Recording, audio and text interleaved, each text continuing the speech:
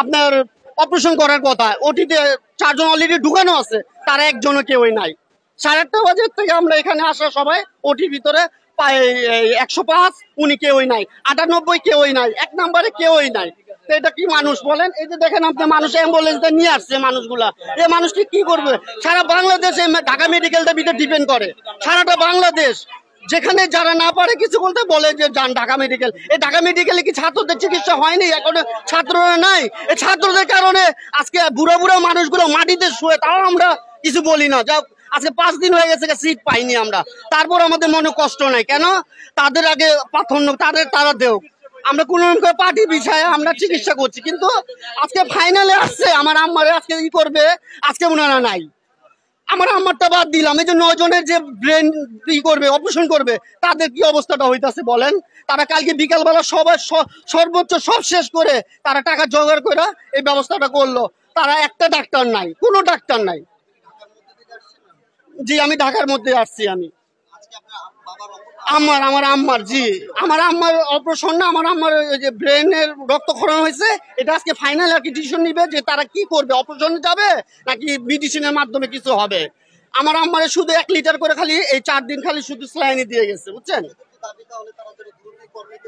জি জি, আমরা আমরা চাই যে যত তাড়াতাড়ি হোক স্যারেরা আসুক, আইসা ওনারা এটা একটা যেভাবে হোক, ওনারা যদি এরকম ধর্মঘট করে এই মানুষটি কি হবে বলেন? এই মানুষগুলো মীমাংসা যারা নাকি এই ঘটনা ঘটেছে তাদেরও শাস্তি হওয়া দরকার।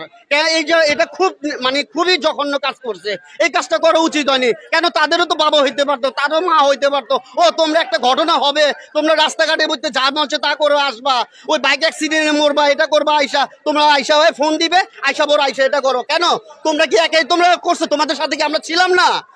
আমরা কি ছিলাম না? 18 দিন আসছে এখানে, আমি টাকা খরচ করে 85,000 টাকা খরচ করে অপারেশন করাইছি। তারপরে এখন রোগী ডাক্তারদের ট্রিটমেন্টে মোটামুটি ভালো সুস্থ হয়ে আসছে। এখন প্রত্যেকদিন রোগীর ওষুধ লাগে, সাপ্লাই এখান থেকে হয় কিছু, আর কিছু আমাদের কিনতে হয়। ওই 1500-2000 টাকার ওষুধ কিনি। এখন প্রতি ওক্তে এরকম 3000 টাকার করে 4000 টাকার করে ওষুধ আমরা কি কিনতে পারি ভাই? আমরা তো প্রাইভেট মেডিকেলে আসিনি, আমরা সরকারি মেডিকেলে আসছি, সুবিধা পাবো, সহযোগিতা পাবো। আমরা তো এই দেশের মানুষ, আমরা রোহিঙ্গা না, বাইরের থেকে আসি নাই। আমরা এই দেশের মানুষ তো ভাই, আমাদের অধিকার আছে না এখানে আমার একটা রোগী সুস্থ করার জন্য। আমি হয়তো কষ্ট কার্য করে এই টাকা দিয়ে ওষুধ কিনে নিয়ে যাচ্ছি, কিন্তু অন্য অনেক লোক আছে তারা তো কিনতে পারবে না, তাদের রোগী তো মারা যাবে। তো এইটা আর কি কথা, এই মানুষের বিবেক কোথায়? এই ভোগান্তিটা আমাদের কেন? আমাদের কি অন্যায়? ডাক্তারদের উপর হামলা হয়েছে, তার জন্যই তো তারা কর্মবিরতিতে গেছে, এই বিষয়ে আপনি কি বলবেন? জি বলুন। ডাক্তারদের উপর হামলা হয়েছে, এই বিষয়ে আপনি কি বলবেন? তারা ঠিক না ভাই, এটা আমরা মানতে রাজি না। যেহেতু যাদের উপরে হাজার হাজার মানুষের জীবন নির্ভর করে, আমার একটা রোগীর জীবন নির্ভর করতেছে, আমি তো তারে মারিয়ে ফেলতে পারি না, তার সাথে বিয়াদবি করতে পারি না, কারণ সে তো আমার ট্রিটমেন্ট দিচ্ছে, আমার রোগীকে, আমার পেশেন্টের ট্রিটমেন্ট দিচ্ছে। আমি তো তার বাইরে যাইতে পারি না ভাই।